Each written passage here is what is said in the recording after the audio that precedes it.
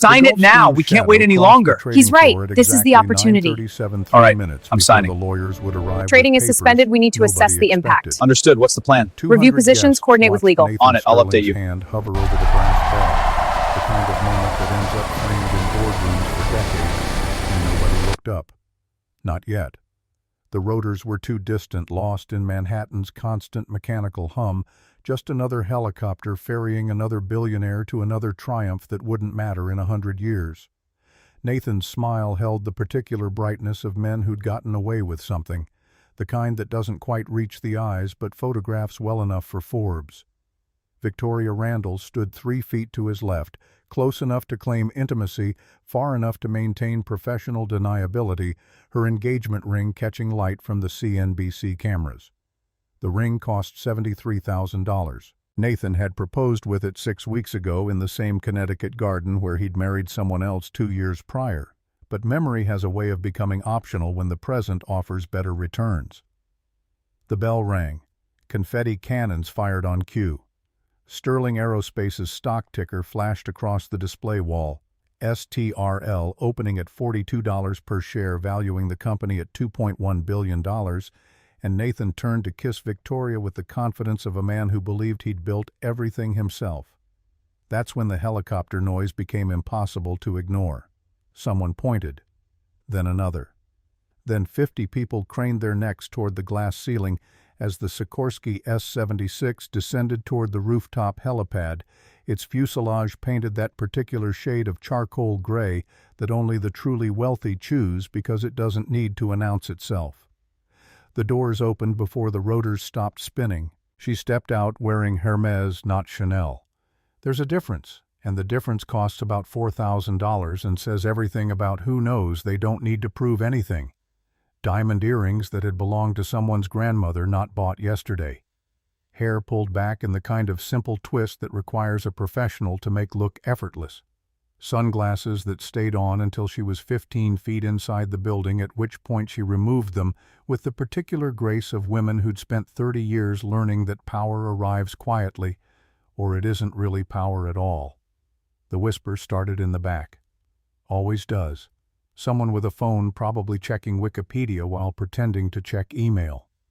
Then the ripple person-to-person, voice-to-ear, the way information spreads when it's too good to keep and too devastating to say out loud.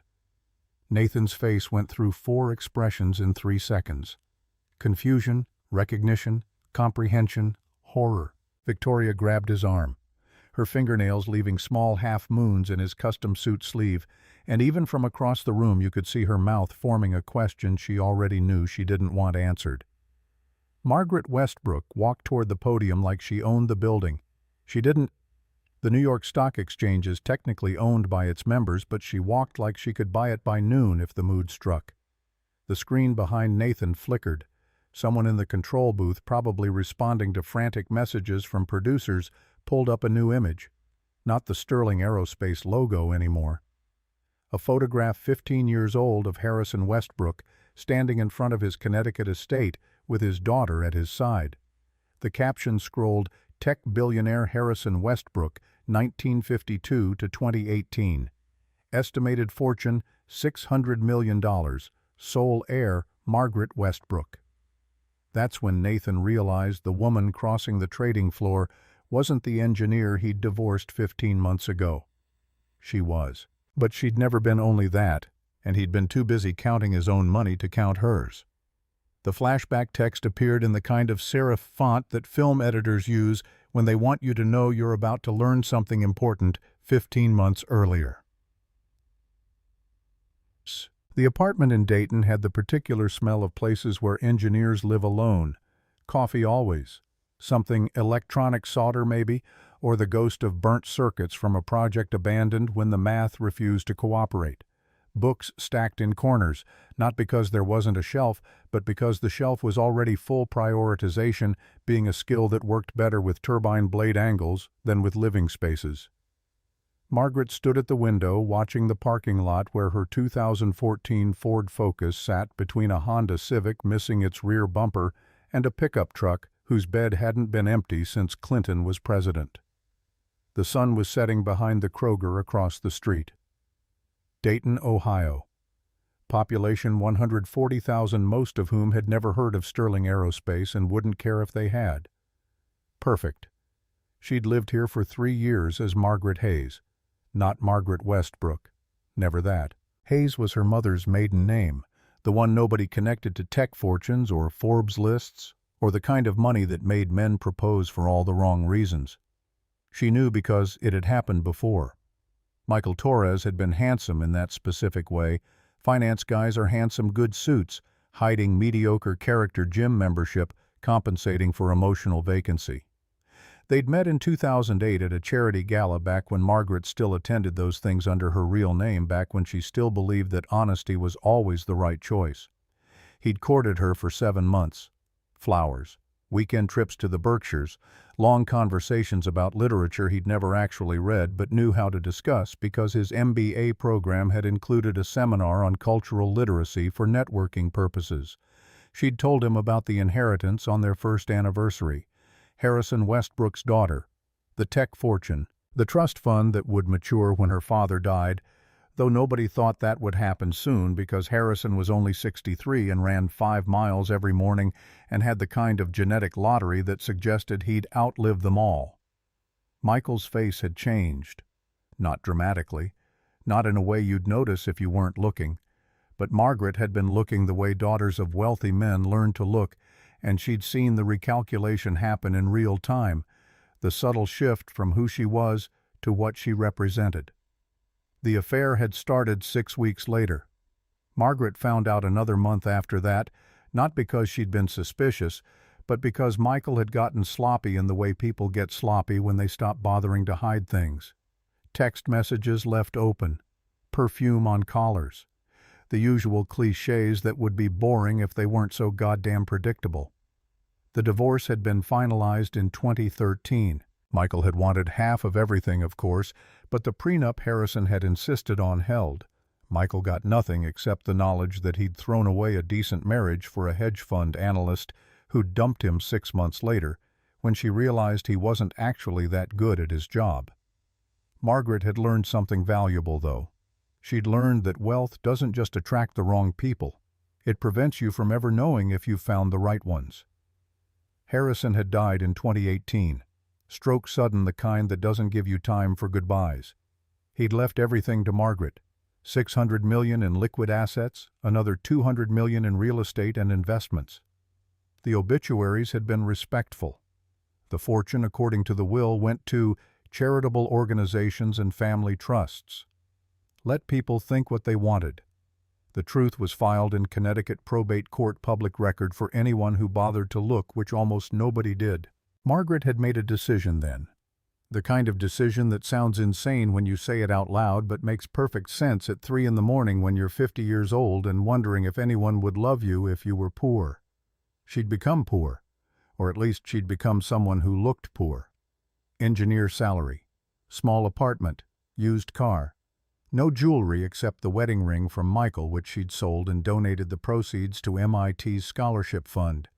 Just Margaret Hayes, senior aerospace engineer, brilliant in the specific way women in STEM have to be brilliant to be taken seriously, twice as competent, half as confident, always ready to prove they belong. It had worked. For 3 years it had worked. Nobody at Sterling Aerospace knew who she really was. Nobody asked about her family.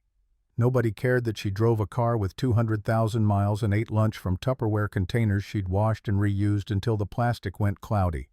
She'd been free. Free to be good at her job without wondering if people respected her mind or her money. Free to develop the Pegasus engine in the quiet hours after midnight, building on research her father's company had started decades ago, work nobody knew existed because Harrison had filed the patents under shell companies, nobody connected to Westbrook Industries. And then she'd met Nathan Sterling. The Defense Tech Summit in Washington had the same exhausting energy all professional conferences have: too many people talking too loudly about things they understood too shallowly. Networking as performance art, everyone performing competence while secretly Googling basic terminology in bathroom stalls. Margaret had been scheduled to present at 2:15 on a Thursday in March 2022. Her topic, next-generation turbofan efficiency through adaptive blade geometry.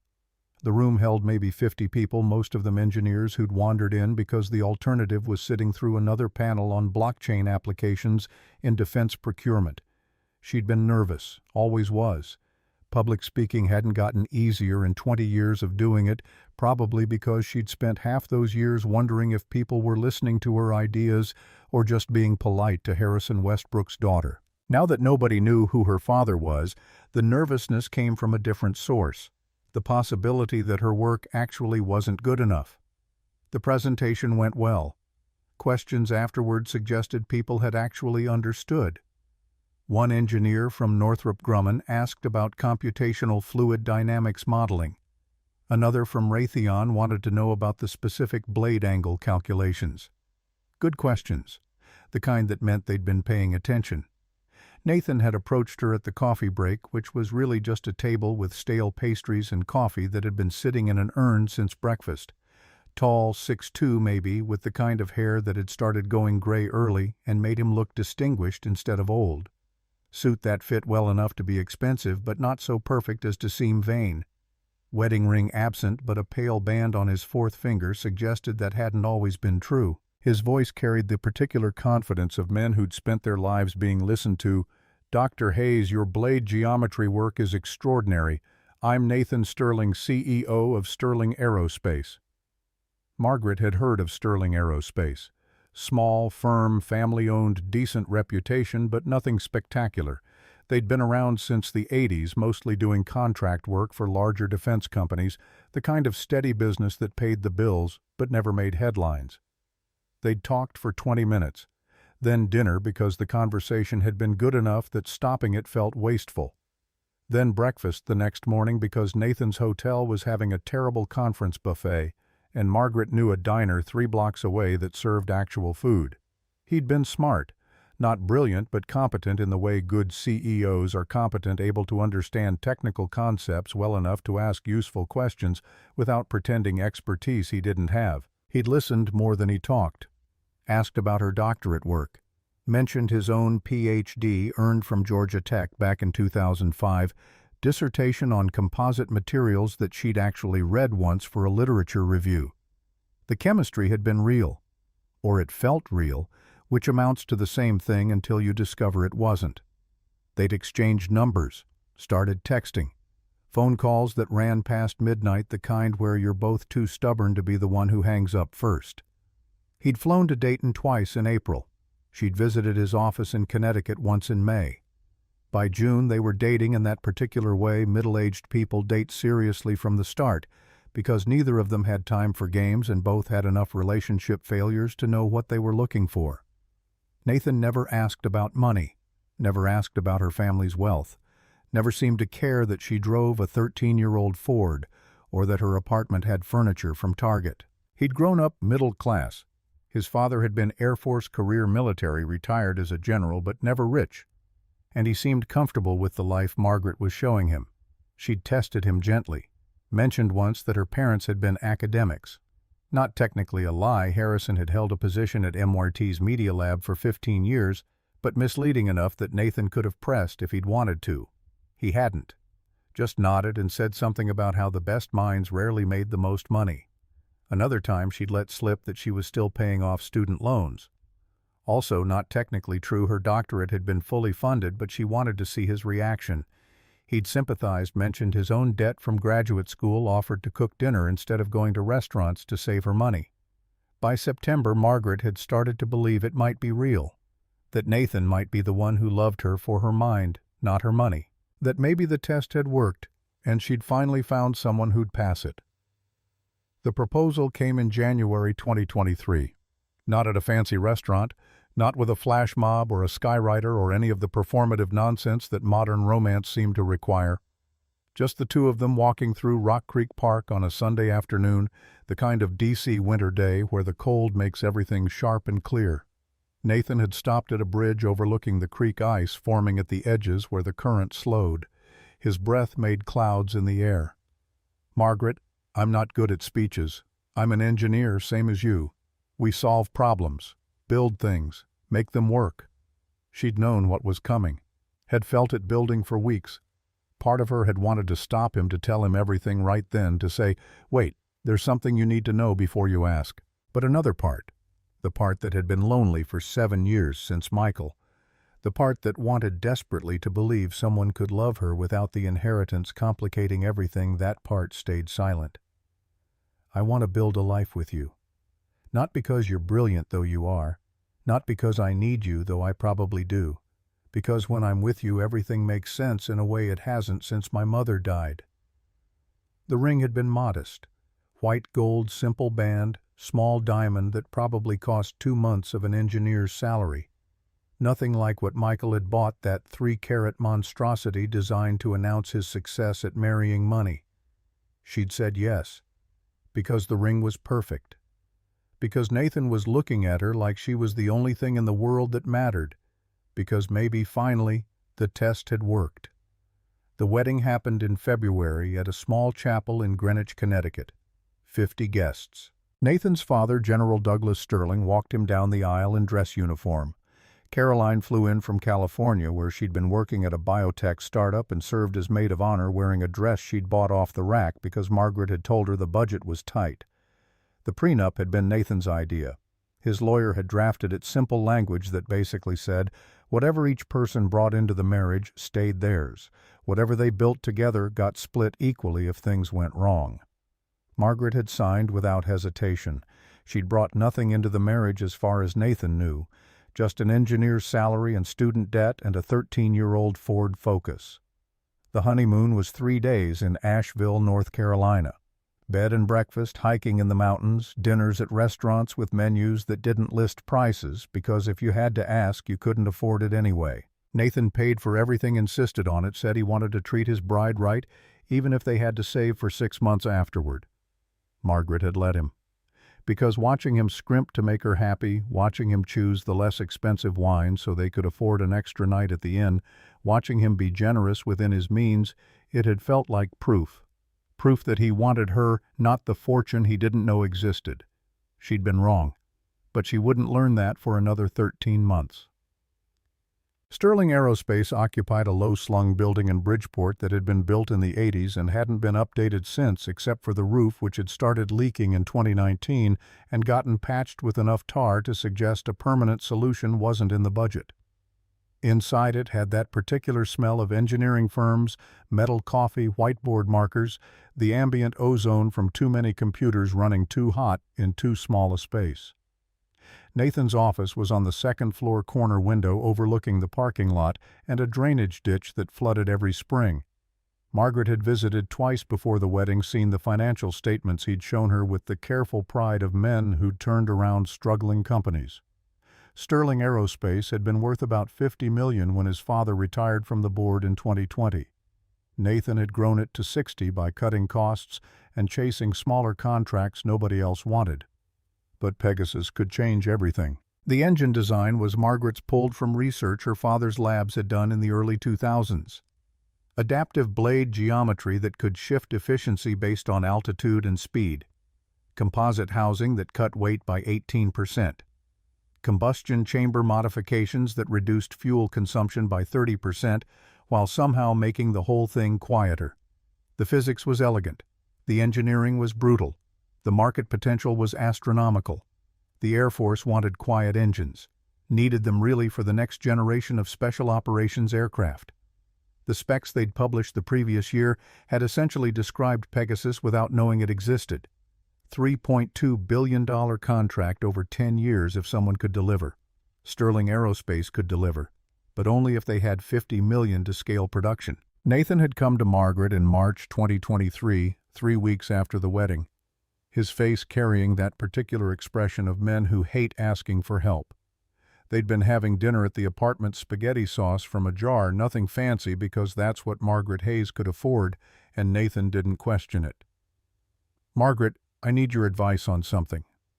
He'd set down his fork, hadn't touched his food in 5 minutes. "Sterling has an opportunity. The Pegasus engine is ready for production. Air Force is interested, but we need capital to scale. Banks are offering loans, but the terms are brutal. 22% interest over 7 years.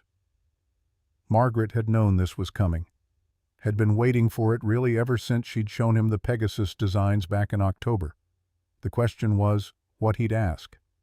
"I was thinking," Nathan's voice careful, measured, "if you'd be willing to co-sign. Your MIT credentials. Your reputation banks would see you as security on the technical side. It might get us better terms." Not money, a signature. That was all he wanted. Margaret had felt something loosen in her chest, relief maybe, or hope. Because co-signing alone wasn't asking for her money. It was asking for her credibility. And credibility was something Margaret Hayes had earned herself. "Of course," she'd said, "whatever you need." The paperwork had taken 2 weeks. Nathan's banker, a vice president at a regional Connecticut bank who'd clearly been told to make this work, had drawn up documents that looked official enough. Margaret had signed everything he'd put in front of her. Noticed the bank name First Regional Trust wasn't one she recognized. Noticed the loan amount had jumped from $50 million to $60. Noticed the terms were better than Nathan had described, 9% instead of 22%. She hadn't said anything, because wives were supposed to trust husbands, and Margaret Hayes was trying very hard to be the kind of wife who didn't question every detail. The money hit Sterling Aerospace's accounts in April. Nathan had kissed her deep and grateful, said she'd saved the company and probably his father's legacy and maybe his own sanity. What he hadn't said was that First Regional Trust didn't exist, that the money had come from Westbrook Ventures LLC, a shell company Margaret had set up in 2019 to manage her inheritance without connecting it to her name, that the signatures on the loan documents weren't from a banker but from Jessica Reynolds, the attorney Margaret paid $300,000 a year to handle these things quietly, that Margaret Westbrook had just bought 60% of Sterling Aerospace for $50 million, and her husband had no idea he'd been working for his wife since the check cleared. She'd told herself it was protection, that revealing her wealth now would ruin the test, that if Nathan could go 6 months a year, maybe 5 years, without knowing, without asking, without caring, then she'd know it was real. Then she could tell him everything and they'd laugh about it maybe, or at least understand why she'd needed to be sure. The Pegasus engine moved into production.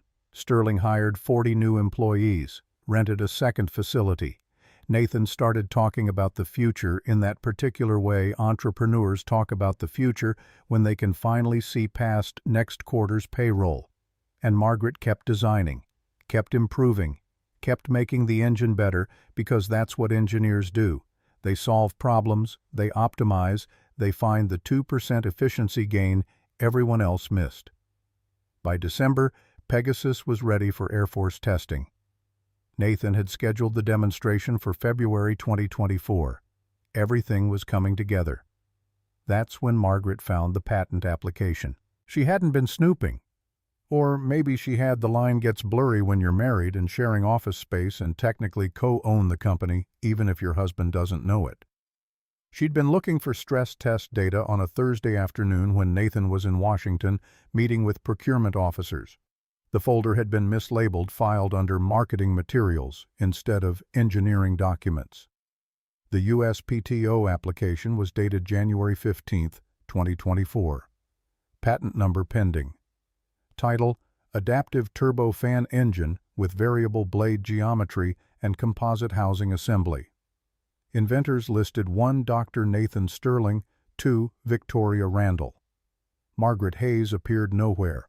She'd read it 3 times, checked the date, checked the names, checked the technical drawings, which were her drawings pulled from her notebooks rendered in CAD software, but unmistakably hers. The blade angle calculations, the combustion chamber modifications, the composite housing specs, every single innovation that made Pegasus work, all credited to Nathan and his assistant.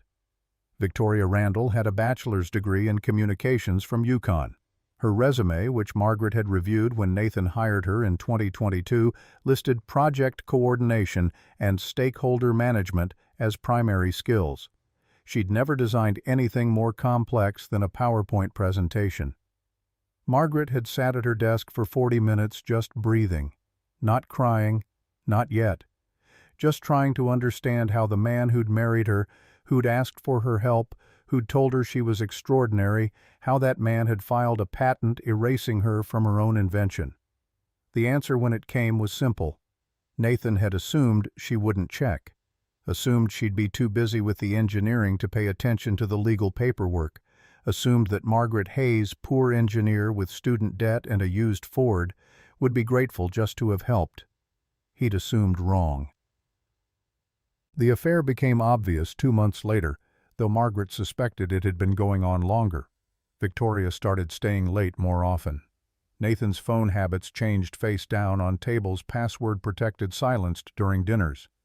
The classic signs really, though, Margaret hadn't been looking for them because she'd been too busy trying to decide what to do about the patent. She'd called Jessica Reynolds in March, had the kind of conversation you can only have with lawyers you pay enough to guarantee silence.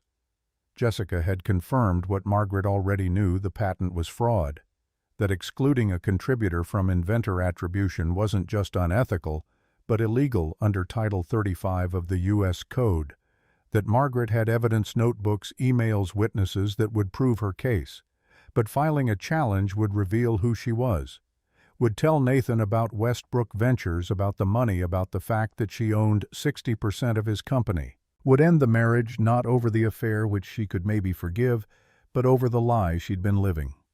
Jessica had asked the question lawyers ask, "What do you want?" Margaret hadn't known. Not then. The answer came in April at 4:30 on a Tuesday afternoon. She'd come home early because the Pegasus prototype had developed a stress crack that needed redesigning, and she'd been working for 12 straight hours and her eyes wouldn't focus anymore. Nathan's car had been in the driveway. Unusual, he didn't usually leave the office before 6. She'd walked in quietly, heard voices from the home office Nathan used on weekends, his voice low, another voice female familiar. Margaret had stood in the hallway 30 seconds, maybe a minute, not eavesdropping exactly, just listening, just learning. Victoria, once the Air Force signs the contract, Sterling's valuation jumps to at least $800 million. And your share? 60%. My father kept 10 when he retired. I bought out the other partners in 22, so $480 million, give or take. A pause. Then Victoria's voice careful. What about Margaret? Nathan's laugh had been brief, not quite cruel, but close enough. The engineer. She did good work. I'll give her that. But the patent lists you and me as inventors. That's what the Air Force sees. That's what matters. She might notice. She's not stupid. She won't check. Margaret's too focused on the engineering to pay attention to legal details. And even if she does, what's she going to do? She's got no money for lawyers, no connections. She signed a prenup that gives her nothing if we divorce. You're thinking about divorce. After the IPO, give it 18 months, let the stock stabilize, then file. Prenup's ironclad. What she brought into the marriage is what she leaves with, which is nothing except an engineer's salary and debt. Victoria had said something else too quiet to hear. Nathan had laughed again. Then silence, the kind that suggested they'd moved on to activities that didn't require conversation. Margaret had walked back outside, sat in her Ford Focus for 20 minutes, engine off, hands on the steering wheel. She'd cried finally. Not because Nathan was cheating, she'd suspected that already, but because he'd said it out loud. Had quantified her worth, had reduced their marriage to a transaction where she'd provided technical expertise and he'd taken the credit and the money. She'd called Jessica from the car. I want evidence, everything. Recordings if they're legal, documentation of who funded what, proof that the patent is fraudulent, and I want it done quietly. Jessica had said she'd need parameters. What's the end game? Divorce, settlement, patent lawsuit, criminal charges. Margaret had watched Nathan's silhouette move past the home office window. I want him to announce his triumph to the world. I want everyone watching, and then I want them to know the truth. That's not a legal strategy, that's theater. Then get me a theater. The divorce papers arrived 6 weeks later, May 2024. Nathan had served them at the office, which was tacky but efficient. Irreconcilable differences, standard language. Settlement terms per the prenup: Margaret would receive $25,000 as a good faith payment for her contributions to the household. Nathan would keep Sterling Aerospace, all assets, all future earnings. The paperwork listed Victoria Randall as Nathan's attorney's assistant. Her signature appeared on 3 pages. Margaret had read everything twice. "Call Jessica. Can I contest?" "You could. You'd win. Westbrook Ventures owns 60% of Sterling. You're not just the wife, you're the majority shareholder. But contesting means revealing that. Are you ready?" "Not yet." "Then you need to sign." The meeting happened in Nathan's office. He'd asked her to come at 4 after most employees had left. Professional courtesy, he'd called it, didn't want people gossiping. Victoria had been there. Also, General Douglas Sterling, Nathan's father, looking uncomfortable in the corner. A lawyer Margaret didn't recognize. Everything official. Everything documented. Nathan's voice had carried false sympathy. "Margaret, I hope you understand this isn't personal.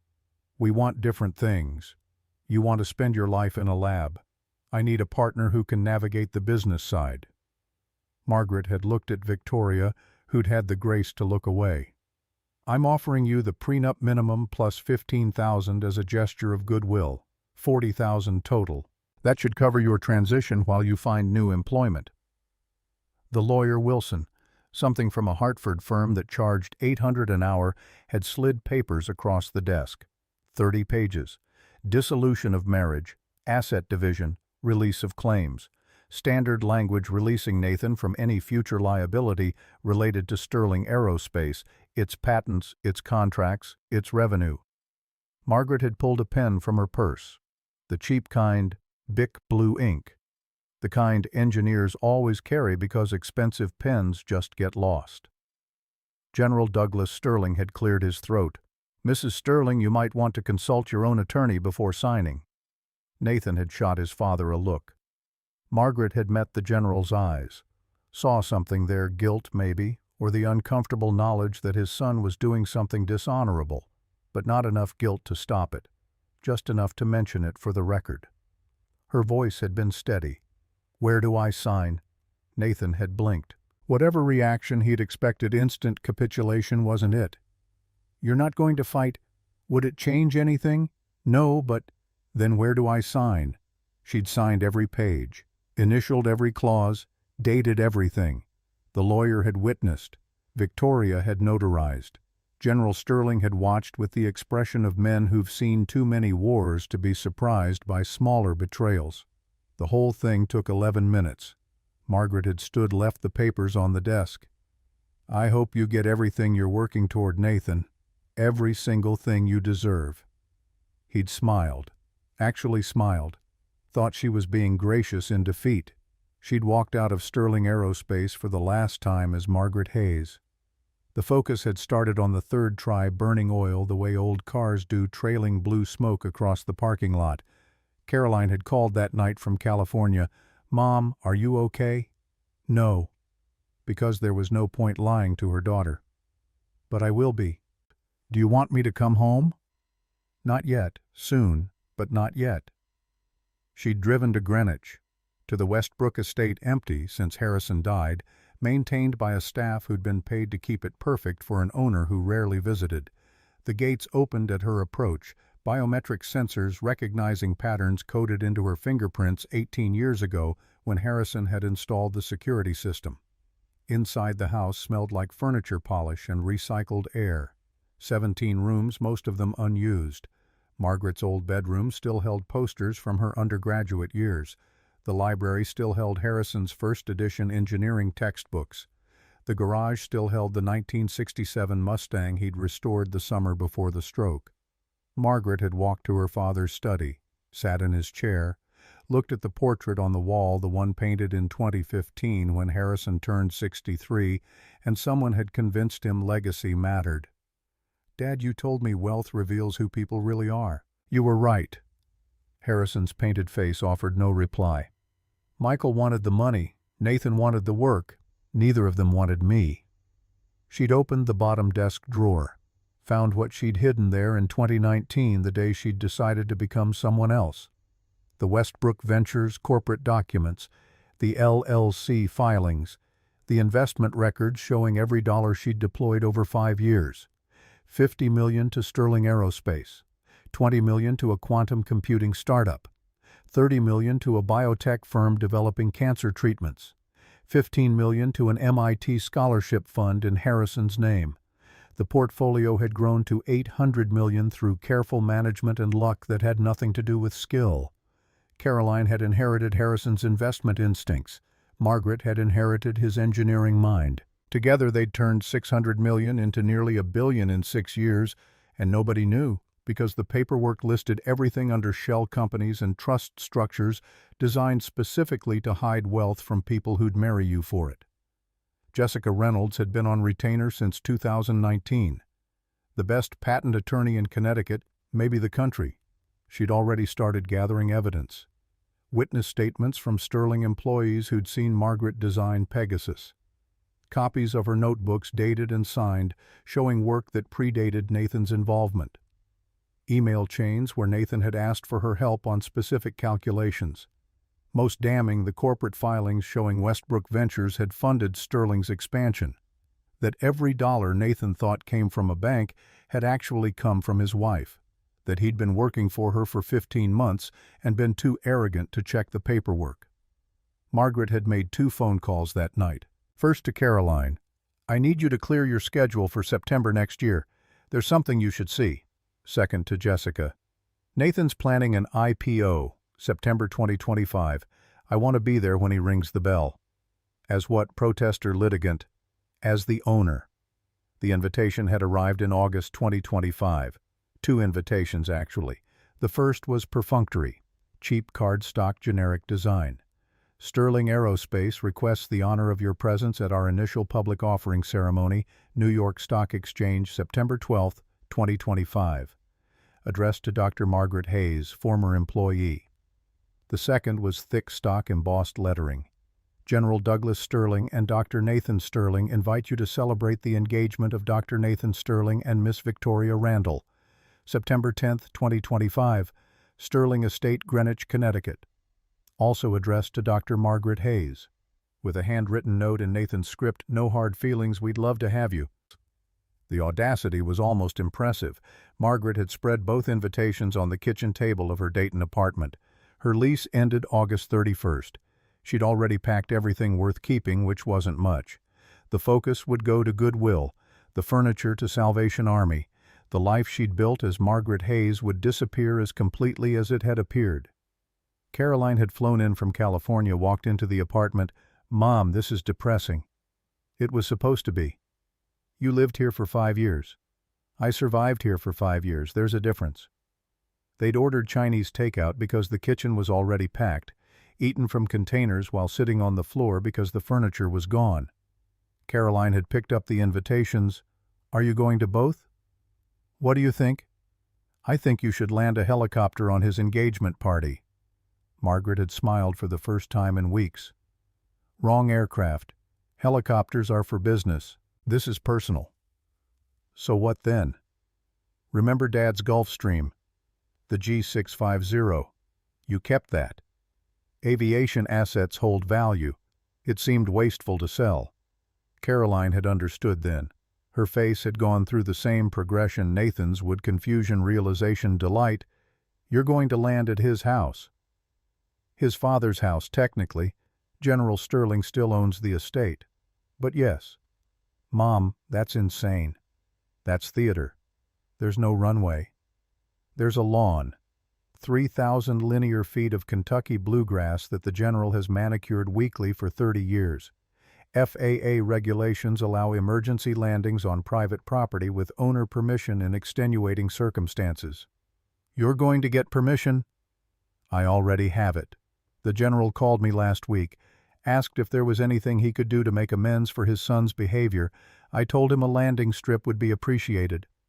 Caroline had laughed until she cried, or maybe cried until she laughed. Hard to tell. September 8th. Margaret had called the charter company. Not a charter really she owned. The plane had owned it since Harrison died, kept it maintained and ready because pilots need to fly and engines need to run, and some assets you keep because selling them feels like betraying the dead.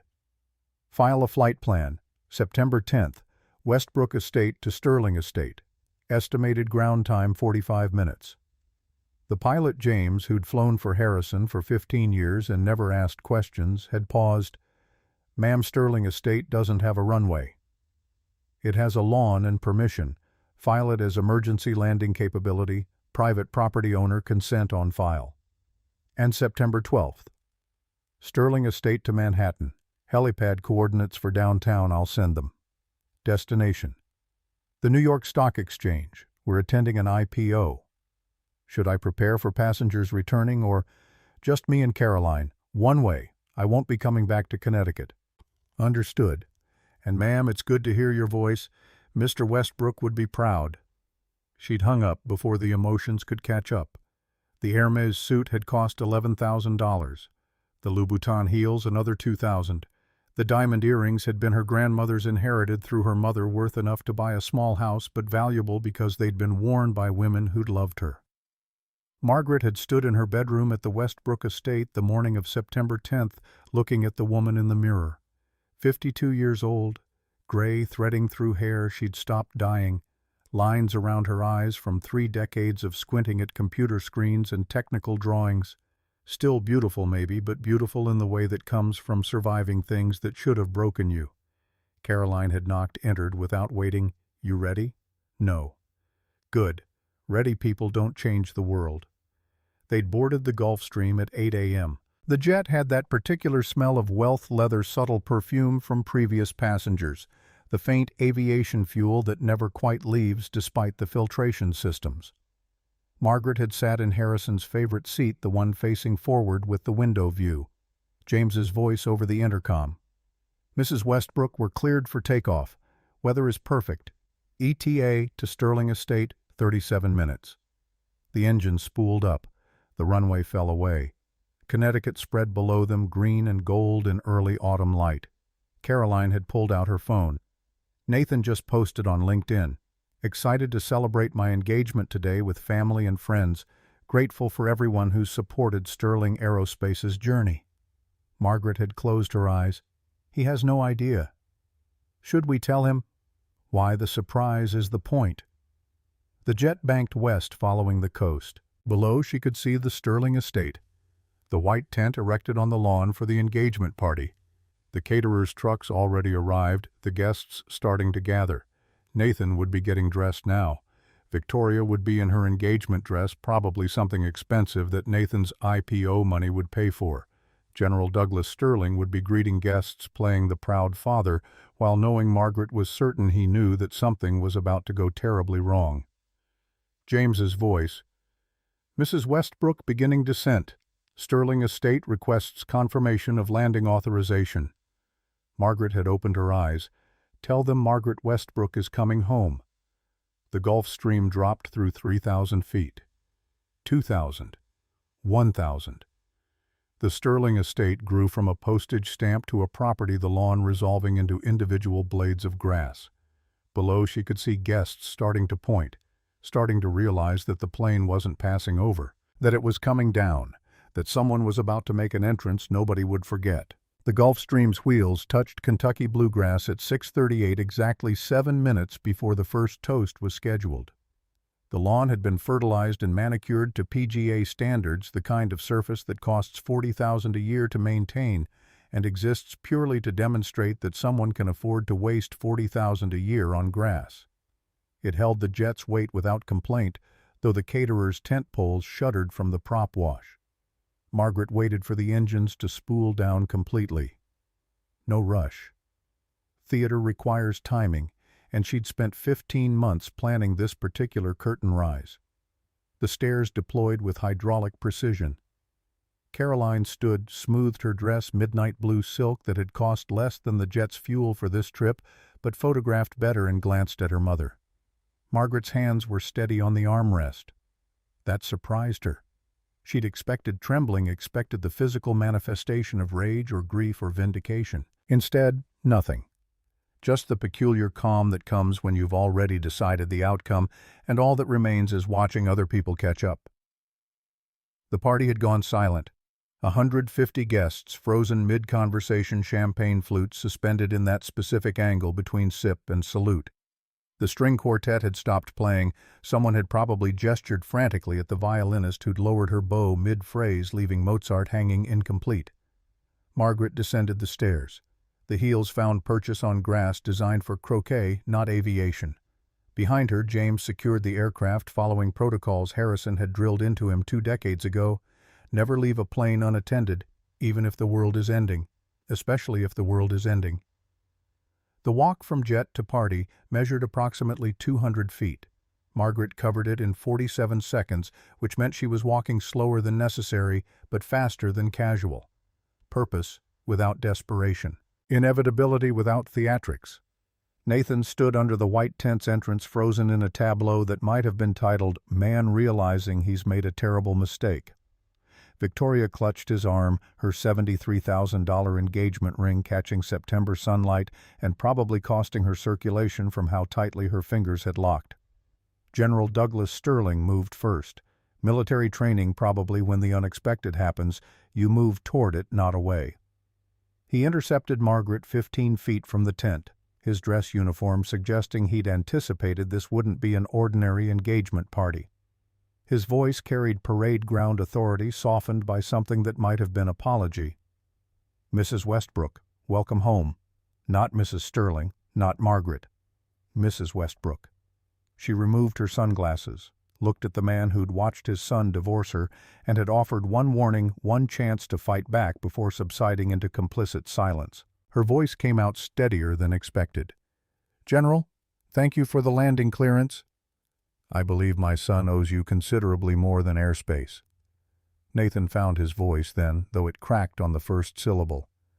"Margaret Hayes, why did you—" Margaret turned to face him. Let the silence extend 3 seconds. 5. Long enough for phones to emerge from pockets for someone in the back to whisper, "Is that really her?" for the woman nearest the bar to pull up Wikipedia and go pale. "It's Margaret Westbrook. I stopped using Hayes when I stopped pretending to be someone I'm not." Victoria's grip on Nathan's arm loosened. Her face cycled through emotions too quickly to catalog confusion, giving way to recognition, giving way to dawning horror, as her phone buzzed with a Google alert someone had set up years ago because she'd dated enough wealthy men to make notification systems worthwhile. A guest near the front, Margaret didn't recognize him. Probably one of Nathan's business school friends held up his phone like it contained proof of alien life. "Margaret Westbrook, Harrison Westbrook's daughter, net worth $600 million. Jesus Christ, Nathan, you were married to—" Nathan's face had gone the color of spoiled milk. "You told me your parents were professors." "No, you assumed. I said they valued education. Harrison endowed MIT's engineering school with $75 million. I'd say he valued education." The murmur started then, that particular sound of information cascading through a crowd. Phone to phone, whisper to gasp, the social currency of scandal being traded at light speed. Caroline appeared at Margaret's elbow carrying a leather portfolio that Jessica Reynolds had prepared specifically for this moment. The kind of portfolio that screams legal documentation even before you open it. A woman Margaret vaguely remembered from Nathan's cousin's wedding pushed forward, "But you drove that awful Ford. You lived in that tiny apartment in Ohio. Why would someone with $600 million test?" Margaret said simply, "I wanted to know if anyone could love me without knowing what I'm worth. Michael Torres failed that test in 2013. Nathan failed it in 2024. Victoria had released Nathan's arm entirely now, was backing away like proximity might contaminate her. Her voice came out small, uncertain. "You knew about the patent." Margaret accepted the portfolio from Caroline, didn't open it yet.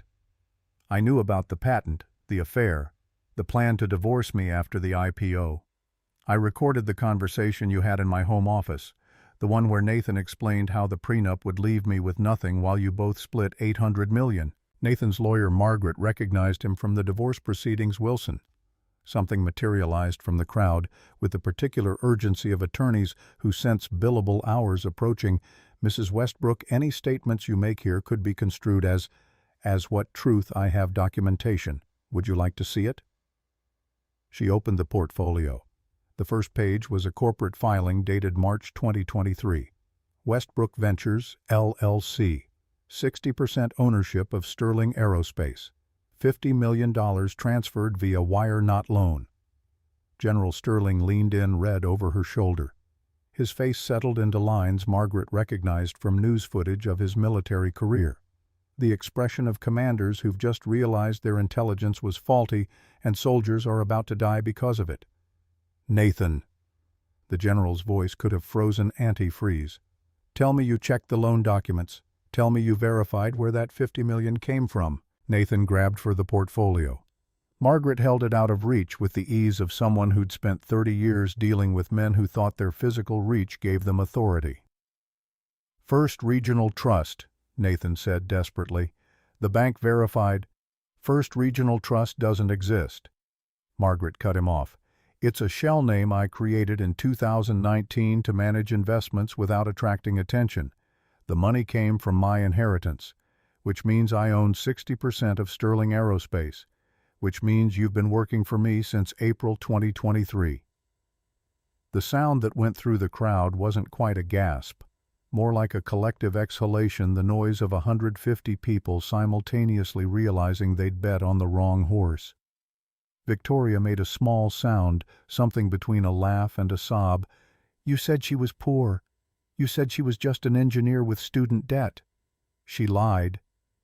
Nathan wheeled on Margaret. You lied to me. Yes, no apology in it. Apology in, I hid my wealth to see if you'd love me anyway. You hid your intentions to see if you could steal my work. We're both liars, Nathan. The difference is I was testing for love. You were planning theft. Carolyn moved closer to her mother, not defensive exactly, but prepared. The crowd had formed a rough circle now, the universal shape of humans witnessing confrontation. Someone's phone was recording, probably several someone's, which meant this would be on YouTube within the hour. Margaret flipped to the second document.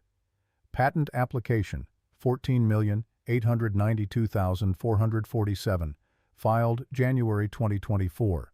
Inventors, Nathan Sterling, Victoria Randall. This is fraud. Under Title 35, Section 115 of U.S. Code, all inventors must be listed accurately. I have notebooks dating to 2020 proving I developed the adaptive blade geometry. I have emails where Nathan asked for my help with specific calculations. I have testimony from Sterling employees who watched me design Pegasus in the lab while you were in Washington taking credit with procurement officers. Nathan's voice had gone hoarse. You can't prove. I can prove everything. Jessica Reynolds has been documenting your fraud for 14 months. We have recordings, Nathan, including the one where you told Victoria that I was too focused on engineering to notice legal details, that I had no money for lawyers. She smiled without warmth. You were half right.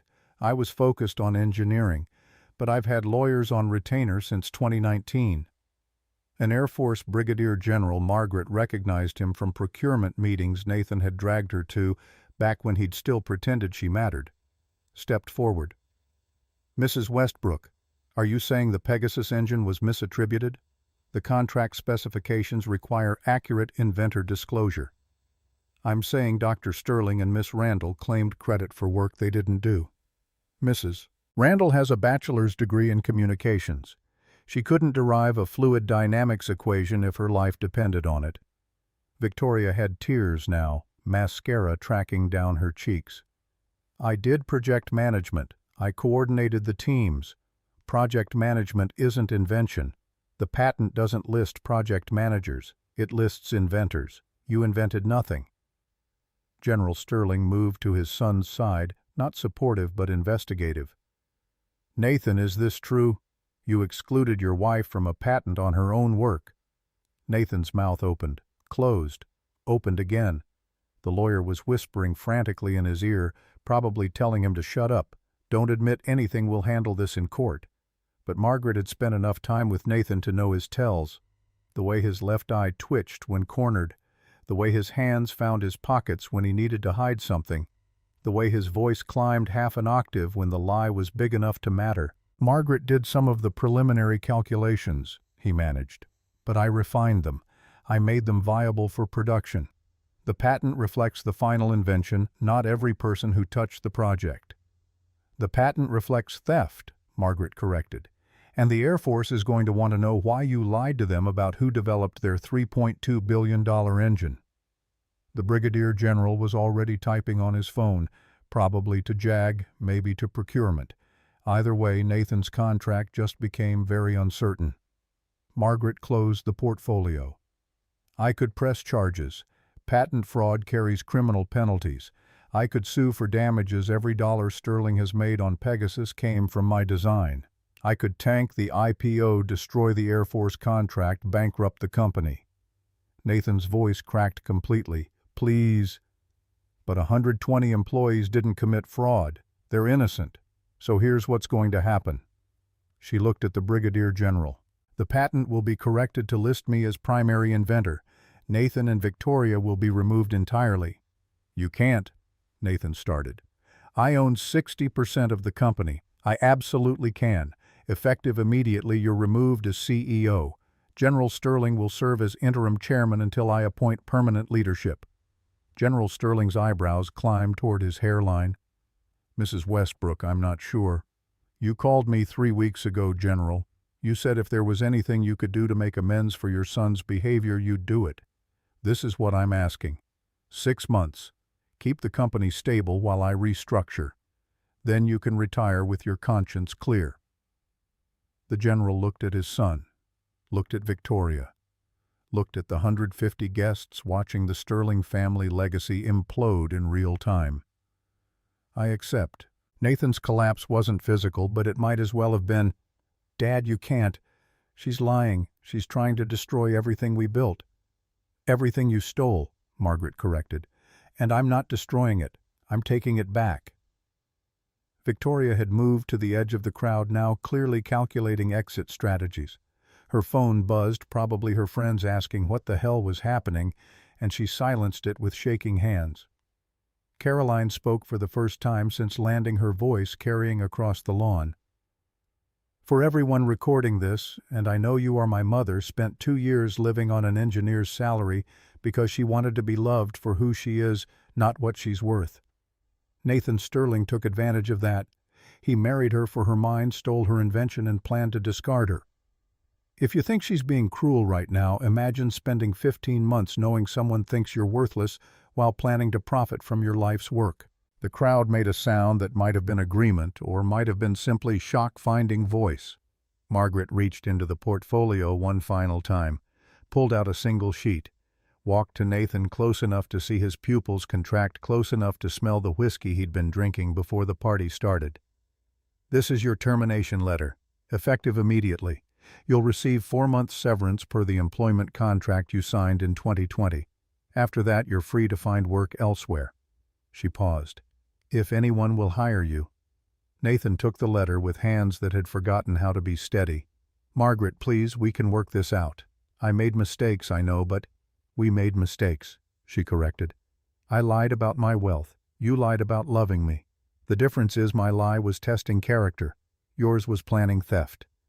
She turned toward the jet. Caroline fell in beside her. General Sterling followed his uniform, making soft rustling sounds that were probably insignia or medals or the physical embodiment of honor trying to find purchase in dishonorable circumstances.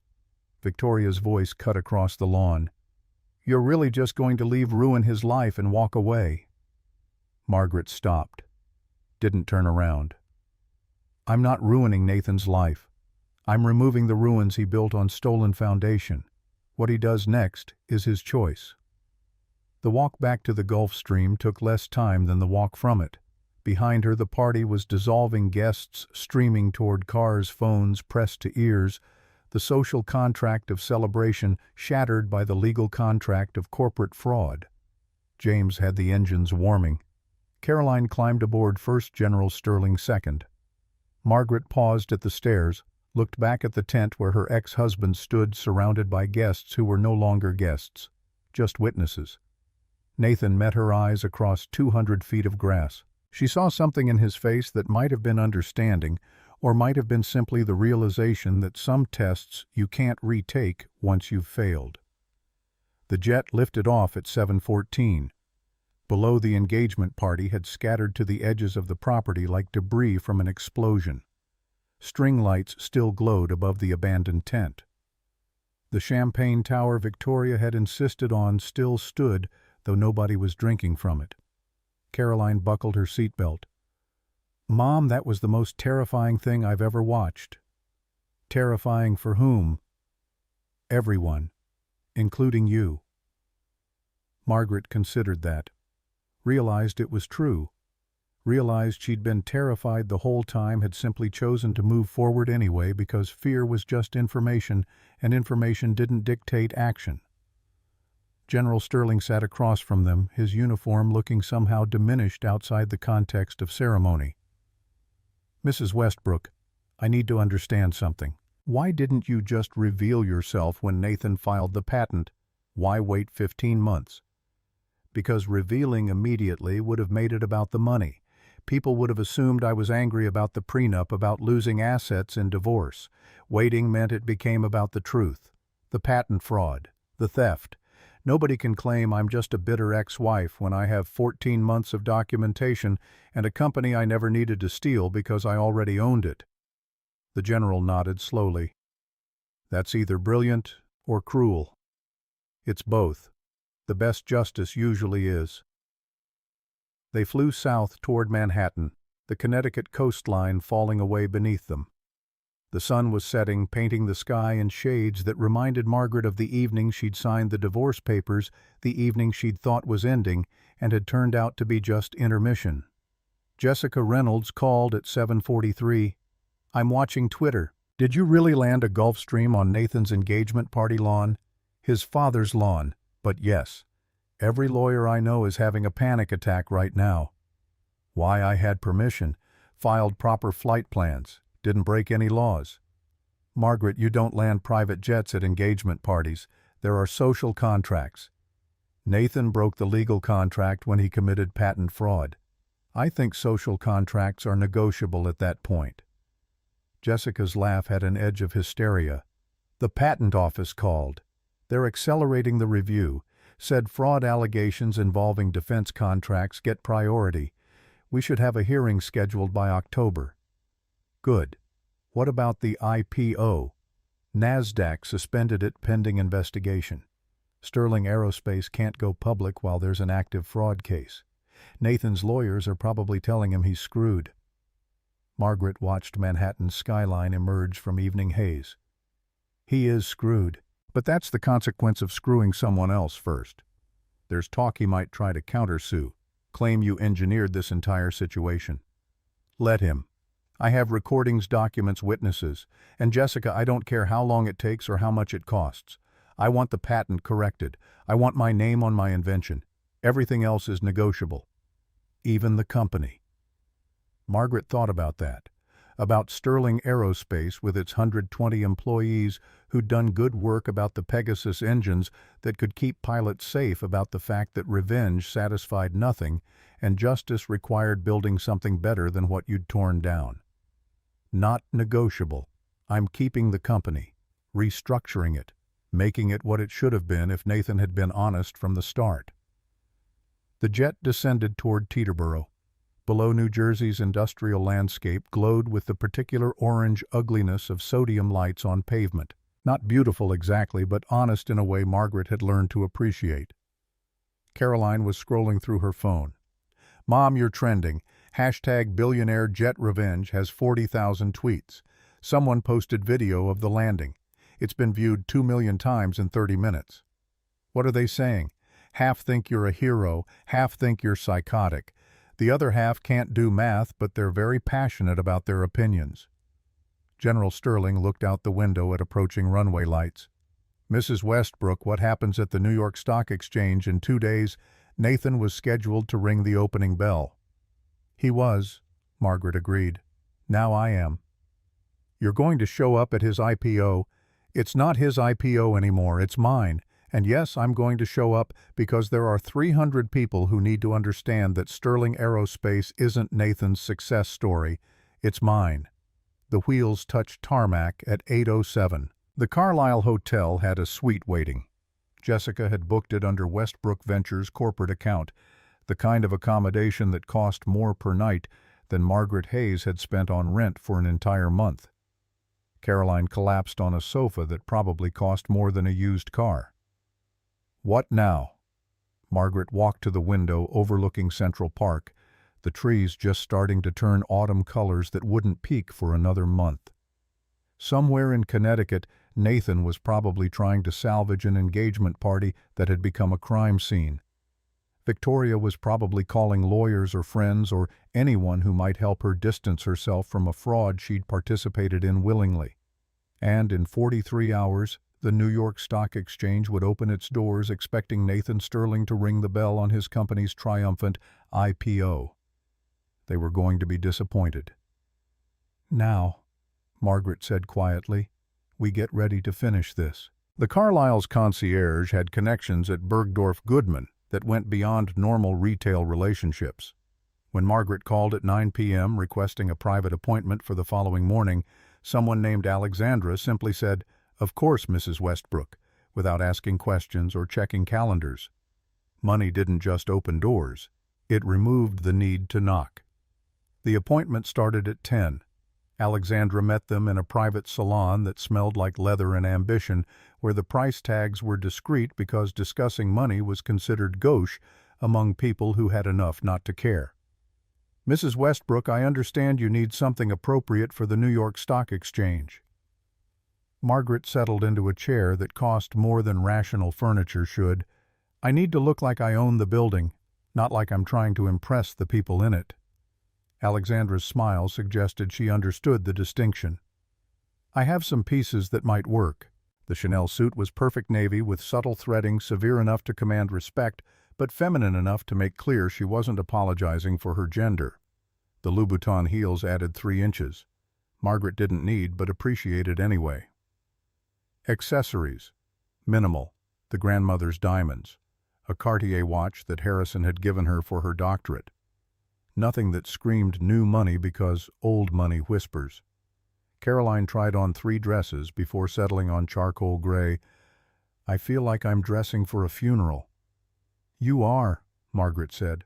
"Nathan's career is about to be declared dead." Jessica Reynolds arrived at the hotel at 2, carrying briefcases that suggested lawyers had been working through the night. She spread documents across the suite's dining table like someone laying out battle plans. "The patent hearing is scheduled for October 15th, but we have a problem." Margaret looked up from the Wall Street Journal, which had just published a piece titled "Aerospace Heiress Confronts Ex-Husband at Engagement Party." Define problem. "Nathan filed an emergency injunction. He's claiming you're engaged in corporate sabotage, that revealing yourself at his engagement party was designed to damage Sterling Aerospace's reputation and tank the IPO." It did tank the IPO. That was the point. Margaret, judges don't appreciate. I don't care what judges appreciate.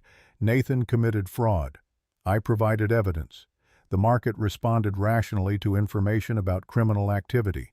That's capitalism, not sabotage.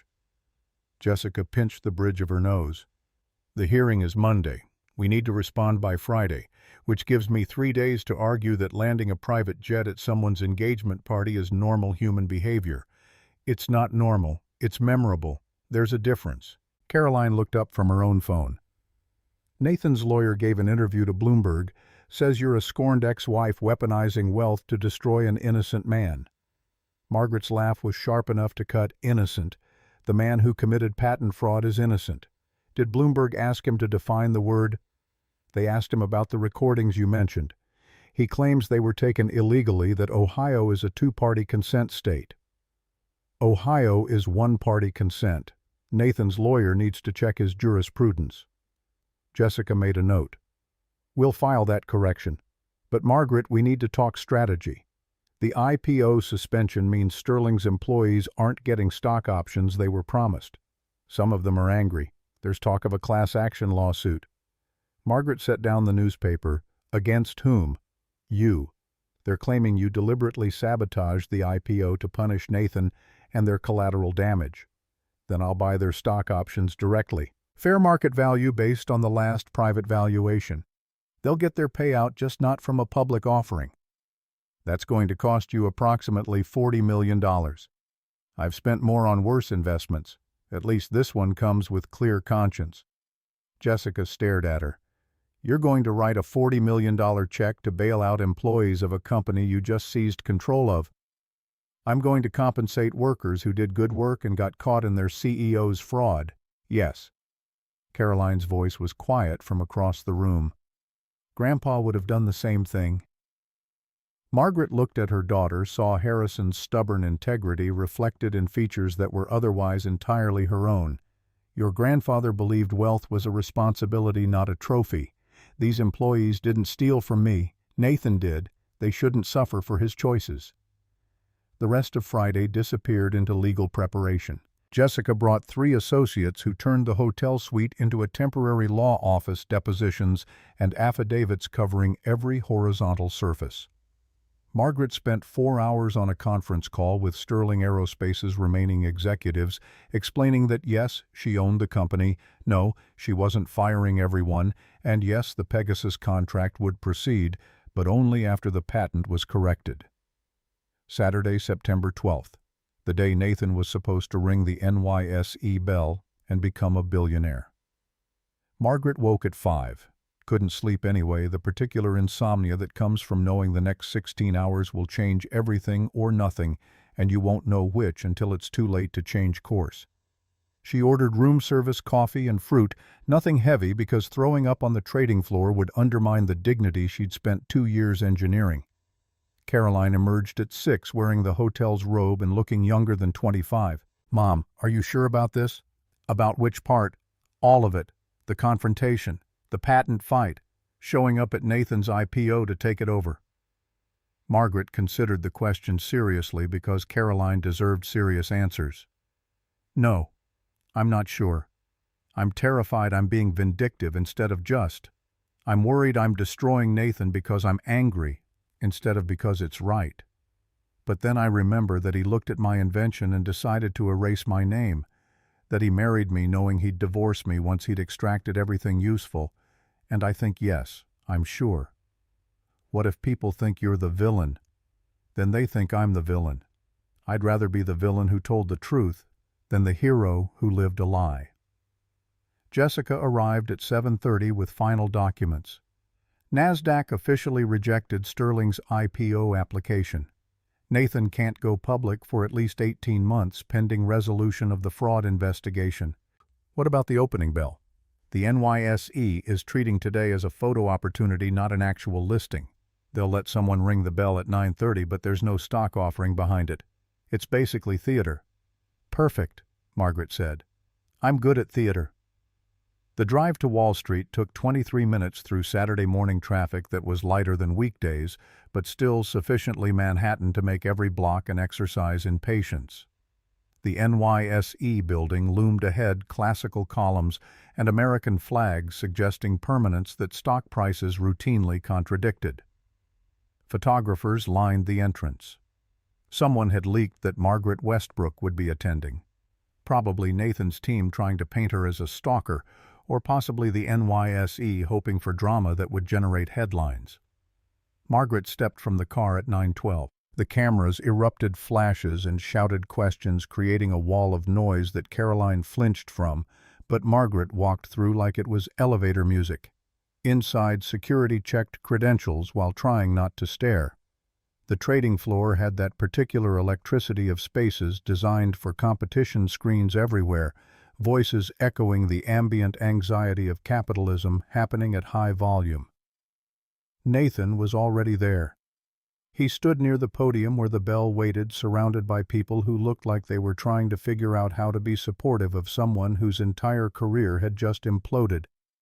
Victoria wasn't with him, smart woman, knowing when to abandon ship, but his lawyer was hovering like a nervous mother hen. Nathan saw Margaret. His face cycled through expressions before settling on something that might have been acceptance or might have been simply exhaustion. General Sterling materialized at Margaret's elbow. Mrs. Westbrook, I wasn't certain you'd actually come. Why wouldn't I?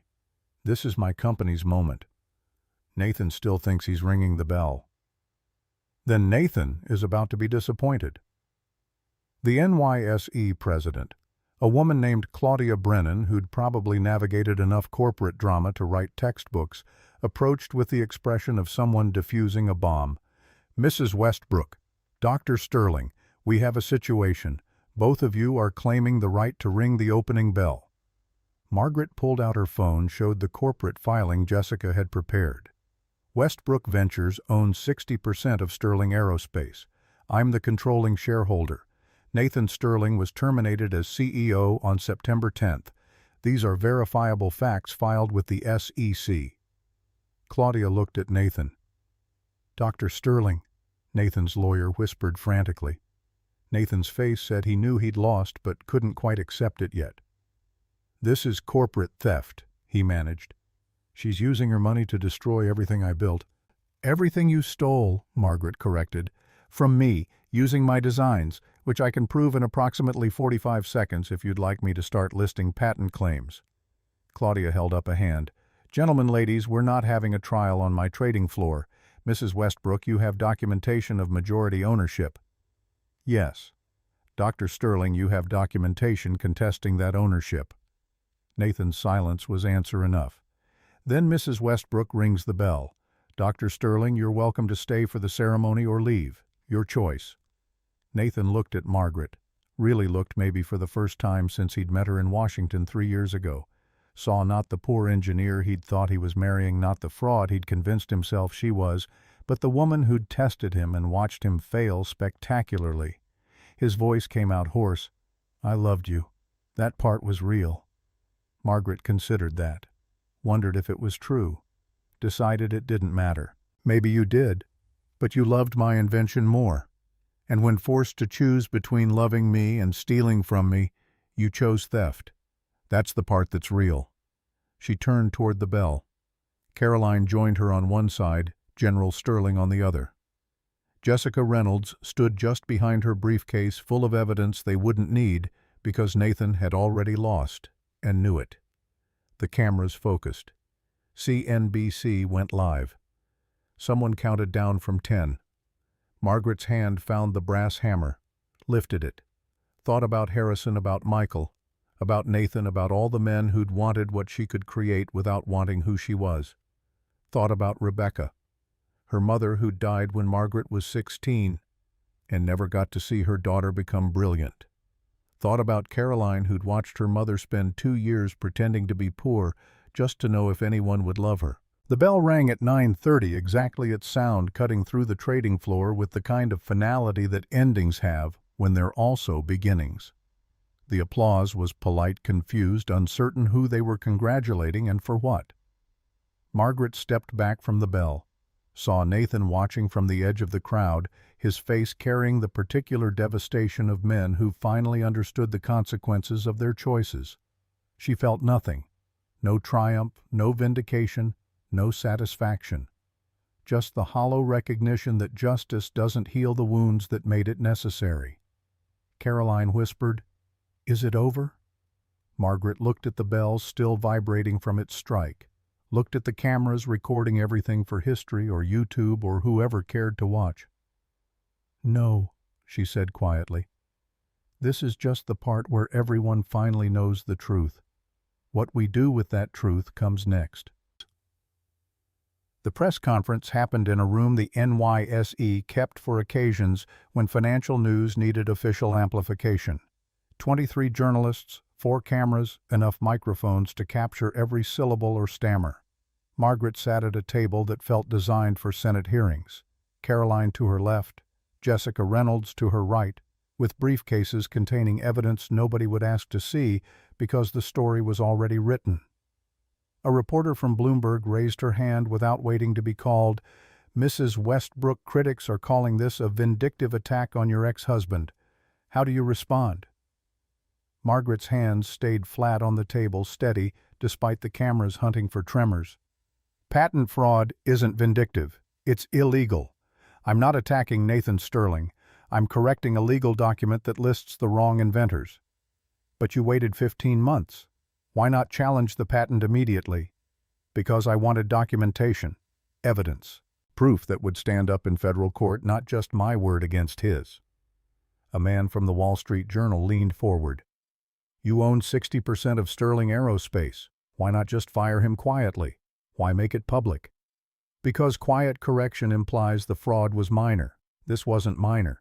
Nathan claimed credit for 3 years of engineering work he didn't do. The Air Force based a $3.2 billion contract on inventor credentials that were fabricated.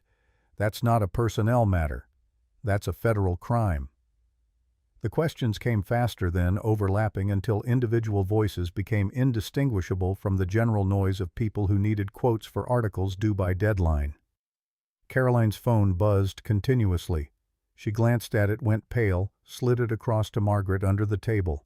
The screen showed Nathan's LinkedIn post published 6 minutes ago. "I take full responsibility for errors in the patent filing process. I believed my contributions were sufficient for inventor status. I was wrong. I apologize to my ex-wife Margaret Westbrook, to Sterling Aerospace employees, and to the U.S. Air Force. Effective immediately, I'm resigning from all positions at Sterling Aerospace." The apology felt calculated. Lawyer-written, crisis-managed, designed to minimize criminal exposure while admitting just enough to seem contrite. But the resignation was real. Nathan had finally accepted what the engagement party landing should have taught him: you can't steal from someone who owns everything. Jessica whispered, "That's smart. Resignation before termination looks better legally." Margaret pushed the phone back to Caroline. "It's also irrelevant. He's already gone." A reporter from CNBC switched angles. "What happens to Sterling Aerospace now? Can the company survive without its founder?" Nathan's father founded Sterling in 1982. Nathan was 9 years old. The company survived 4 decades before he became CEO. It'll survive his departure. Who's taking over? Dr. Julia Brennan, currently senior engineer, previously with Lockheed Martin's propulsion division. She's been with Sterling for 8 years and actually knows how turbofan engines work. Someone in the back, Margaret didn't catch which outlet, raised a hand. "There are reports you're compensating employees who lost stock options when the IPO collapsed. Is that true?" "Yes. Every employee with options granted between 2022 and 2024 will receive cash equivalent to fair market value based on Sterling's last private valuation. That's approximately $40 million total." The room went briefly silent. Reporters recalculating probably whether Margaret Westbrook was vindictive or generous or some complicated combination that didn't fit into the narrative boxes journalism preferred. "Why would you do that? You don't owe them anything." Margaret met the questioner's eyes. "They did good work. They built something real. They deserve to be paid for that regardless of what their CEO did wrong." The conference ran another 20 minutes before Jessica called time, citing legal proceedings that required preparation. The journalists scattered to file stories that would dominate financial news cycles for at least 3 days, maybe longer, if Nathan did something stupid like fight the patent correction. Outside, September sunlight made Wall Street's canyon shadows sharp enough to cut. Caroline pulled on sunglasses against the glare. "Mom, you just gave away $40 million to people you've never met." "I gave away money I didn't need to people who earned it. There's a difference." Grandpa would have. "Your grandfather gave away $200 million to MIT and nobody called it charity. They called it legacy. This is the same thing, just faster." Jessica's phone rang. She answered, listened, hung up, looking grim. "Nathan's lawyer is requesting a meeting. Tonight. Says Nathan wants to discuss resolution without litigation." "What kind of resolution?" "He didn't specify, but reading between the lines, Nathan's trying to avoid criminal charges." Margaret watched a taxi nearly clip a cyclist, both parties screaming obscenities that the street noise swallowed. "Set it up. But not tonight. Make him wait until Monday. Let him spend the weekend thinking about consequences." The meeting happened at a conference room Jessica rented by the hour in Midtown neutral territory that belonged to nobody, and therefore couldn't carry the weight of anyone's advantage. Nathan arrived 10 minutes early with 2 lawyers who had the particular wariness of people representing someone who'd already lost but couldn't admit it. Margaret came alone, except for Jessica. Caroline had offered to attend, but Margaret refused. Some confrontations required witnesses, others required privacy. Nathan looked diminished, not physically smaller, but carrying himself with the hunched uncertainty of men who'd discovered their self-image didn't match reality. His suit was expensive but rumpled, suggesting he'd slept in it or hadn't slept at all. They sat across a conference table, scarred by coffee rings and ballpoint gouges. The lawyers arranged documents with the fussy precision of people who needed something to do with their hands. Nathan spoke first, his voice stripped of the confidence Margaret remembered from when he'd proposed marriage or filed divorce papers or told Victoria that his poor engineer wife was too focused on work to notice legal theft. "Margaret, I need you to understand something. I never meant to hurt you. You meant to steal from me. The hurt was incidental. I thought—" He stopped, started again. "I thought I was protecting the company, that listing Victoria as co-inventor would help with Air Force credibility because she had better presentation skills than you. I thought I was making a strategic business decision." Jessica's pen stopped mid-note. "Dr. Sterling, I strongly advise you not to." "It's fine." Nathan waved off his own lawyer. "Margaret deserves the truth. I convinced myself the patent was about business strategy, but you're right. It was theft. I saw your work and decided it was mine." Margaret watched him carefully, looking for tells that indicated performance versus genuine contrition. "What do you want, Nathan?" "I want to avoid prison. My lawyer says patent fraud can carry up to 5 years if the DOJ prosecutes. I'm asking you not to press criminal charges." "In exchange for what?" "I'll sign anything. Corrected patent with your name only. Formal admission of fraud. Public apology. Whatever you need to make this right." Jessica leaned forward. "Mrs. Westbrook doesn't need your signature. She has evidence sufficient to force correction through USPTO, regardless of your cooperation." Nathan's lawyer, a partner from a firm that charged enough to suggest Nathan was burning through savings, interjected, "Our client is offering cooperation.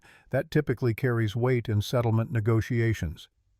Margaret ignored the lawyers, focused on Nathan. "Why did you marry me?" "Real answer, not the story you told yourself." The question hung between them like something physical and sharp. Nathan's hands found each other, fingers lacing and unlacing. "At first because you were brilliant. Because talking to you felt like finally finding someone who understood how I think. Because when you explained fluid dynamics or blade geometry or combustion ratios, I felt like I was learning to see the world the way it actually works, instead of how business school taught me to pretend it works. And later I realized what you could create, what Pegasus could be, and I told myself I was still marrying you for your mind. But really I was marrying what your mind could build." He looked up, met her eyes. "I'm sorry. That's inadequate and true. I'm sorry."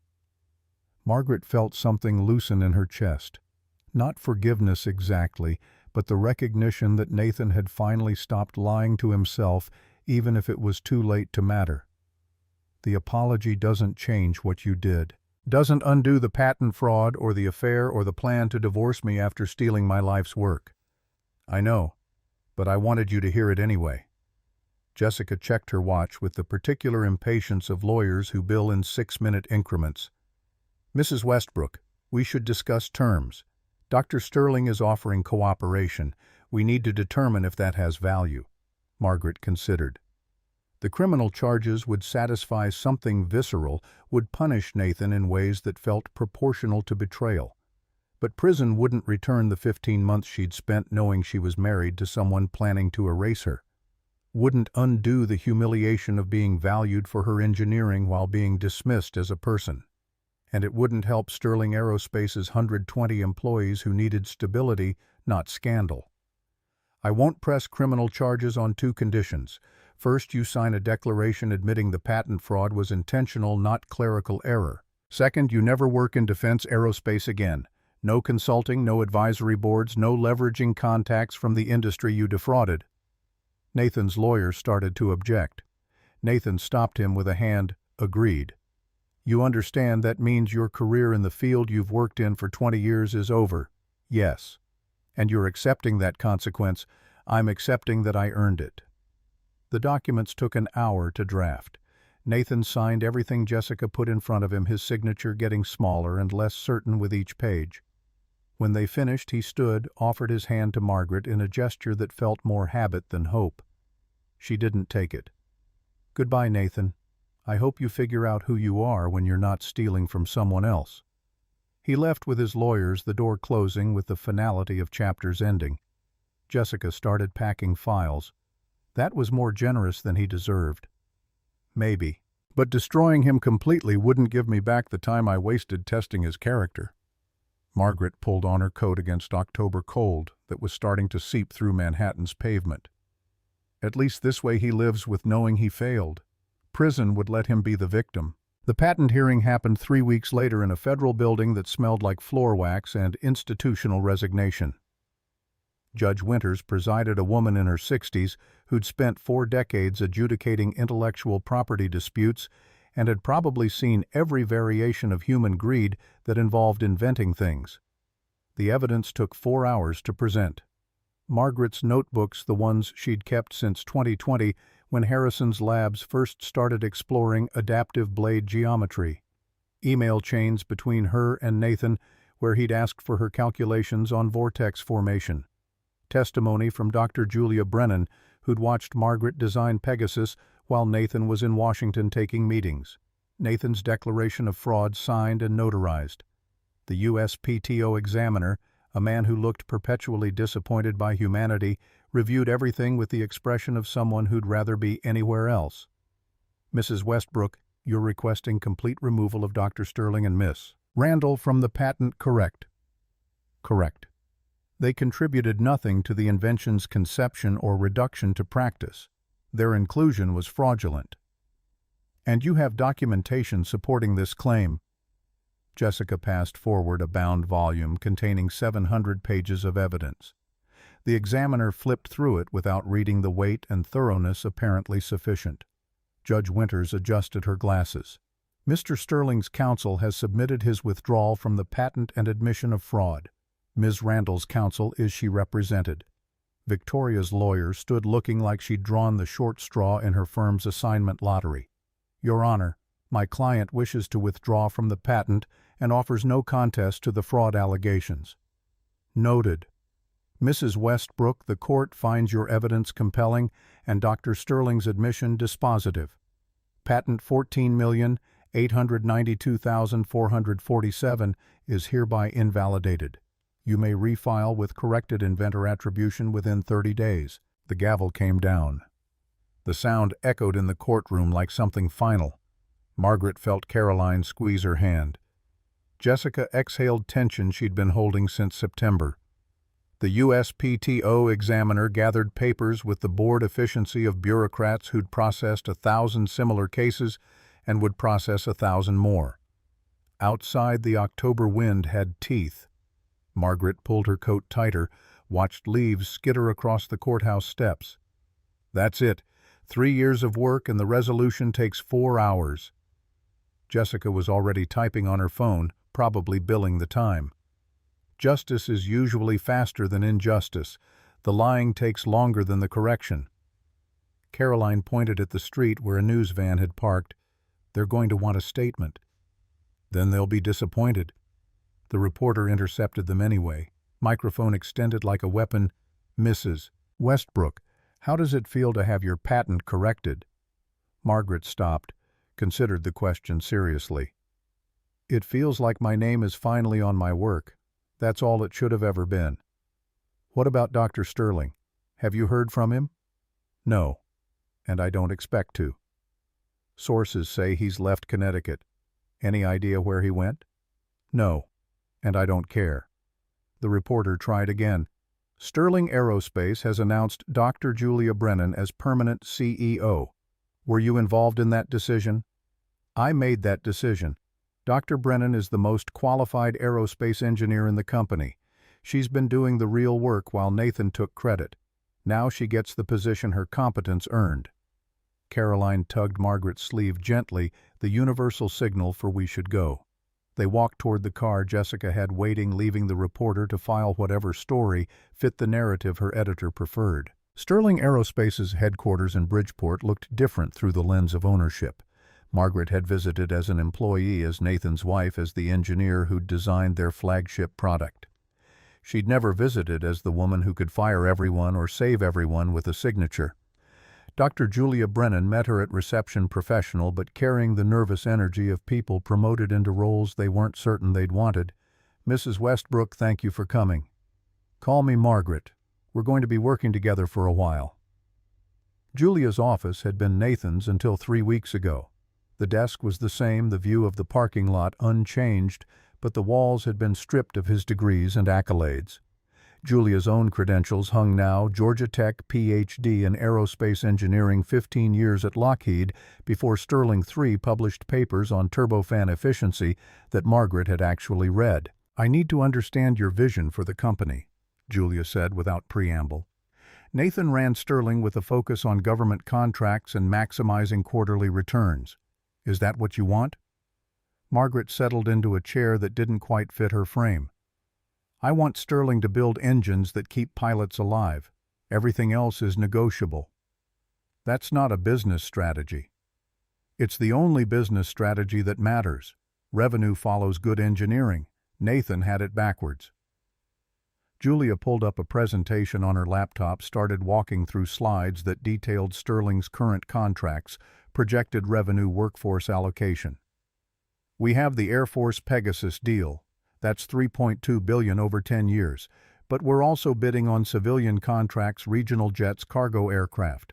Nathan prioritized those because the margins are higher. Cancel the civilian bids." Julia's stylus stopped mid-annotation. "That's 40% of our projected revenue growth.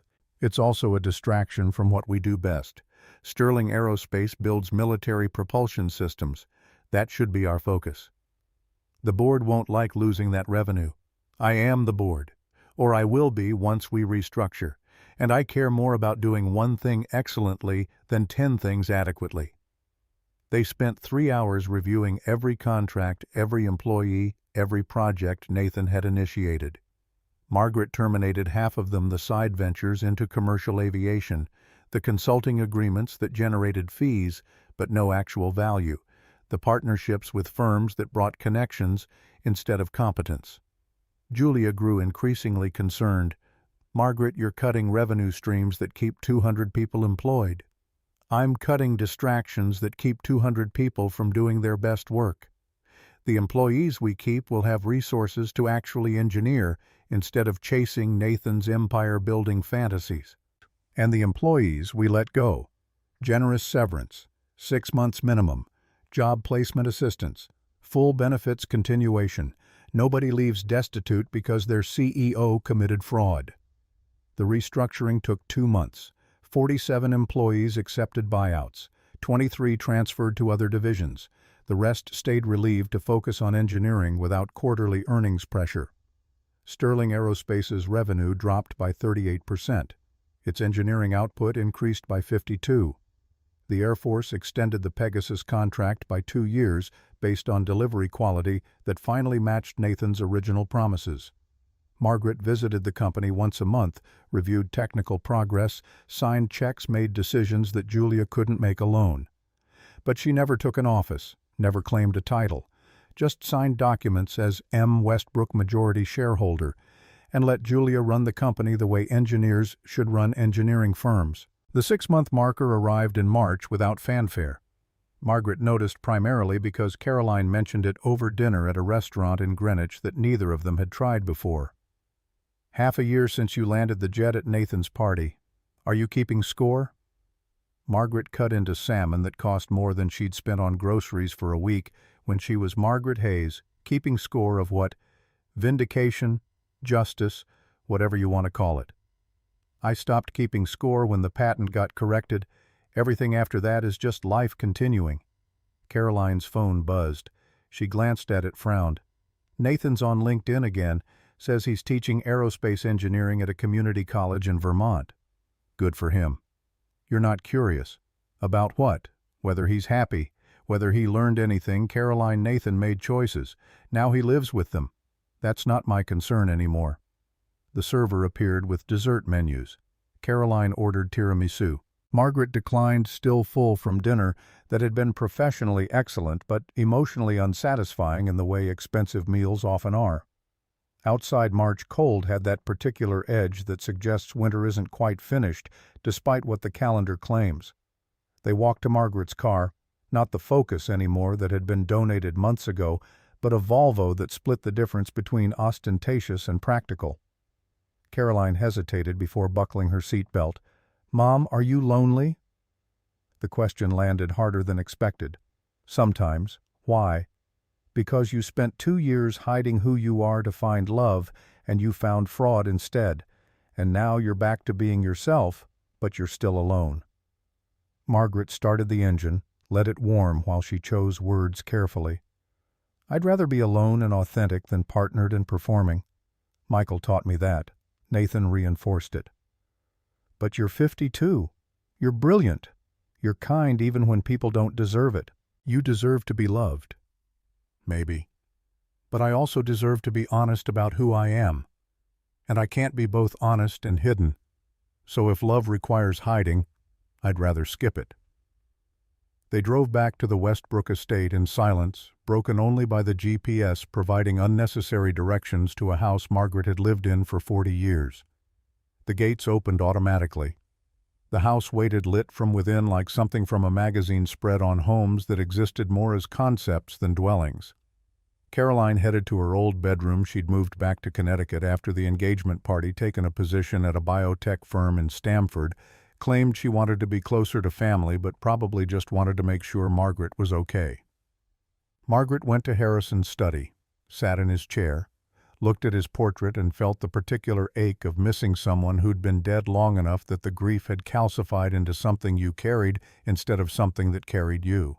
"Dad, I got the patent corrected, kept the company running, compensated the workers, did everything right according to the ethics you taught me." Harrison's painted face offered its perpetual silence. "So why does it feel hollow?" No answer came because paintings don't speak, and the dead stay dead no matter how much you want their advice. Margaret pulled out her phone, scrolled through emails that could wait until morning. Found one from MIT, an invitation to speak at commencement in May. Something about exemplifying integrity in engineering. She marked it unread. Would probably decline. Public speaking about private choices felt performative, and she'd spent enough time performing for audiences who wanted stories that fit their narratives. Another email, this one from Victoria Randall. The subject line read, "I'm sorry," and the preview suggested several paragraphs of apology that Margaret didn't need to read to know wouldn't change anything. She deleted it without opening. The last email was from General Douglas Sterling. "Margaret, I know you don't owe me anything, but I wanted you to know that Nathan is doing better. Teaching gives him purpose without the pressure of running a company he was never equipped to lead. I think he's learning who he actually is instead of who he pretended to be.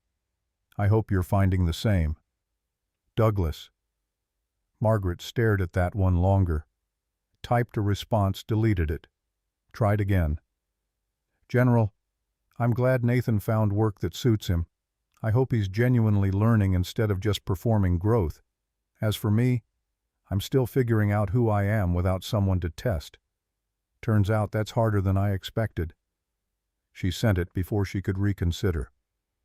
The house settled around her with the particular creaks that old buildings make when they've been lived in long enough to have opinions. Somewhere upstairs, Caroline was probably video calling her fiancé, a marine biologist she'd met at a conference who loved her for her genetics work and didn't care that her mother was worth $600 million.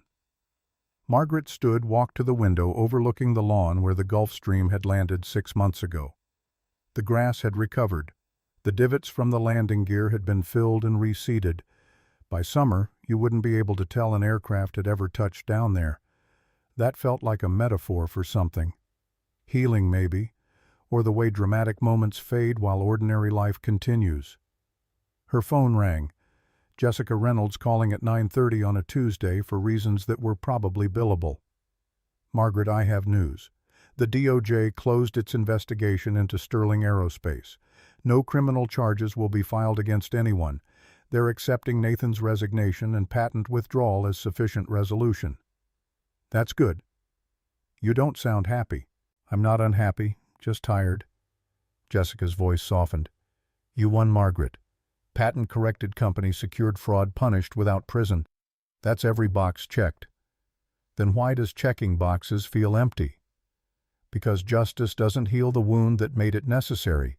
It just stops the bleeding. Margaret appreciated the honesty. What do I do with that? Same thing everyone does. You keep living until the scar tissue becomes part of who you are. They hung up. Margaret stayed at the window watching March wind bend trees that would bloom in another month. Thinking about Caroline's question, are you lonely, and realizing the answer was yes, but not in the way people usually meant. She wasn't lonely for company. Caroline visited. Jessica called. Julia sent weekly updates from Sterling. The house staff existed in peripheral presence. She was lonely for the possibility she'd tried to test. The possibility that someone could love her without needing her money, without stealing her work, without reducing her to the things she could provide. That possibility had died when Nathan filed the fraudulent patent. Or maybe when Michael cheated. Or maybe it had never existed at all except in the optimistic imagination of a woman who wanted to believe that wealth didn't make genuine connection impossible. Margaret walked upstairs to her bedroom, changed into pajamas that cost less than her daily coffee budget despite being silk, brushed her teeth with the automatic efficiency of rituals performed too many times to require thought, lay in bed staring at the ceiling while her mind cataloged the day's achievements and failures until they blurred into the general noise of consciousness. Sleep came eventually, dreamless and insufficient the way it always did when your life was exactly what you'd built it to be, and you still couldn't figure out if that was victory or defeat. Morning arrived with April light that suggested spring was considering showing up. Margaret woke at 6, ran 3 miles through neighborhoods where houses cost enough to fund small nations, showered, dressed in jeans and a sweater because nobody was watching and performance wasn't required. Caroline found her in the kitchen making coffee. "Mom, you're up early." Couldn't sleep. Still. Caroline poured her own cup added cream with the particular ratio she'd perfected at age 16 and never adjusted. The MIT invitation. Are you going to accept? Probably not. Why? You have things worth saying. I have things I learned. That's different from things worth saying. Mom, 50,000 students are graduating. Some of them are daughters of wealthy men who'll spend their lives wondering if anyone loves them for themselves. Maybe your story helps. Margaret considered that, realized Caroline was probably right but didn't want to admit it because admitting it meant accepting the responsibility that came with having learned something painful. I'll think about it. That's progress. They drank coffee in companionable silence while morning light painted the kitchen in shades that made expensive marble look almost ordinary. Outside, birds were making territorial claims through song. Inside, Margaret was making peace with the fact that justice doesn't heal, it just stops the wound from spreading. Maybe that was enough. Maybe it had to be.